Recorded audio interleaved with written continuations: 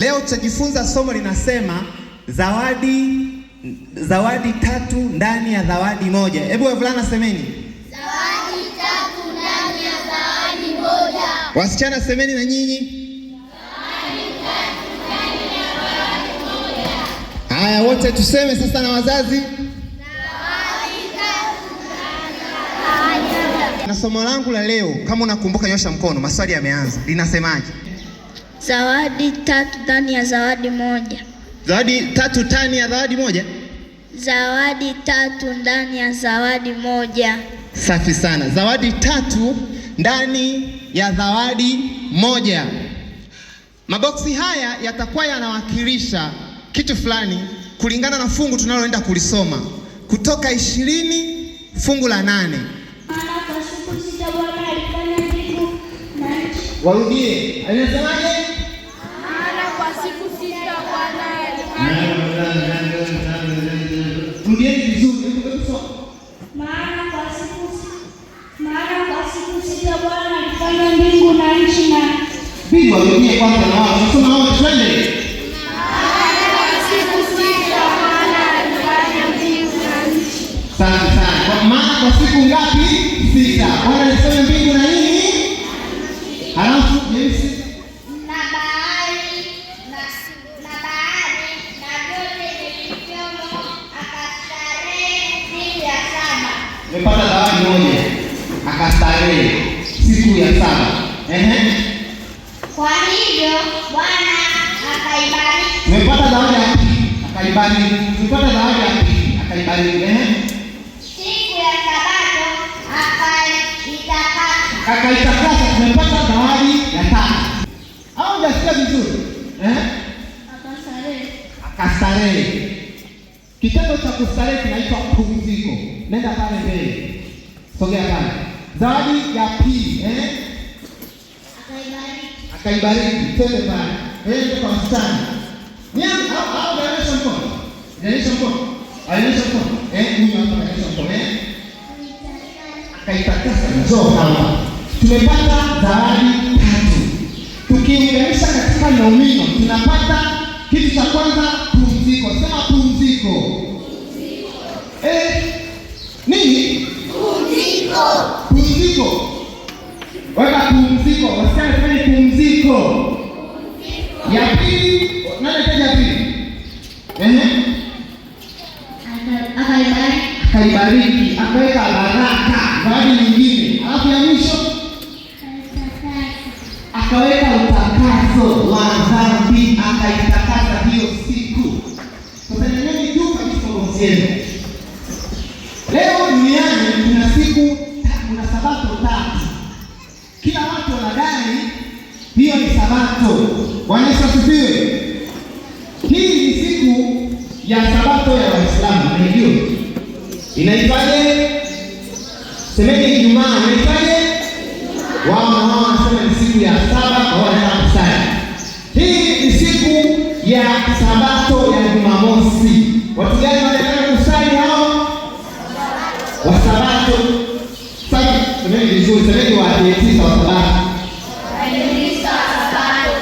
Maana wa sabato ni tofauti na wa Adventista. Sasa ukisema wa Adventista wa sabato unapata ile jina moja hili. Sasa halafu hii ni Jumapili. Yaani tukianza Ijumaa, tunakuja Jumamosi, tunakuja Jumapili. Hii wanaenda kugani kanisani?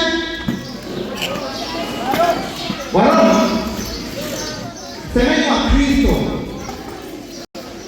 Semeni tofauti. Semeni wa Kristo. Hata sisi wa sabato ni wa Kristo. Semeni wa Kristo. Utofauti ni kwamba sisi ni wa Kristo tunaomwamini Yesu, tunaosali siku ya sabato. Hawa ni wa Kristo wanaomwamini Yesu, wanaosali siku ya Jumapili. Wanasifiwe. Ndio sasa hawa Waroma wataja Waanglikani, unajua mnawafahamu. Tunawafahamu unawapunga mkono. Sasa hata mimi nawafahamu. Wewe mbona unataka kucha wewe? Kucha. Punga mkono unafahamu. Sasa hebu tuangalie. Katika siku ya 6 ya juma, Mungu aliumba mwanadamu. Tuangalie kama aliweka baraka na utakaso. Fungua Biblia yako. Tuangalie kama aliweka baraka na utakaso na pumziko. Hakuna kitu. Hakuna kitu. Ni kweli ni siku ya juma, lakini Mungu hakuweka kitu chochote. Hakuweka utakaso, hakuweka baraka, hakupumzika. Hapo tunaruka. Sababu ndio tumeambiwa kwamba kwenye hii siku Mungu akaibariki, akaitakasa, akapumzika. Vitu vitatu.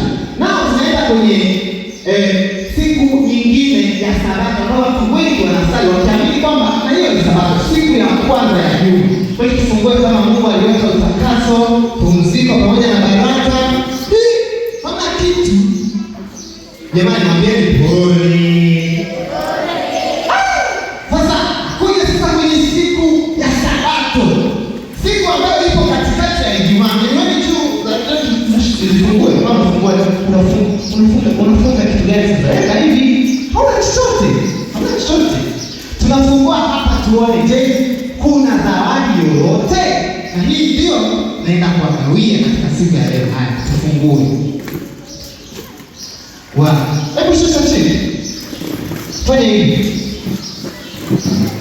Weka chini. Naona zipo nyingi za kutosha. Naomba niulize, katika siku ya kwanza ya juma Mungu alimpa nini? Soma kwa sauti. Hiyo ni moja mbili tatu. Soma kwa sauti kabisa, maandishi yote yaonekane. Na siku ya saba Mungu alimaliza kazi yake yote aliyofanya. Akastarehe siku ya saba, akaacha kufanya kazi yake. Soma kwa tatu kwa sauti kabisa. Mungu akaibarikia siku ya saba. Mungu akaibarikia siku ya Sabato. Alibariki. Ni ambao shule kuna hapana na ndio. Ni jibu ni ndio au hapana. Sawa? Alibariki. Akaitakasa. Akapumzika. Amepumzika siku ya kwanza, tungeambiwa siku ya pili tulikuwa anga, ndio? Kama amepumzika siku ya kwanza angeuka anga? Hapana, ndio? Kama amepumzika siku ya tatu tusingeumbiwa mimea. Bwana sifiwe. Hiyo sifa kwamba mimea na machungwa na matikiti na maembe yote nayo yapenda. Sabato ni zawadi. Na ndani hiyo zawadi kuna baraka, kuna utakaso, kuna kupumzika. Amina.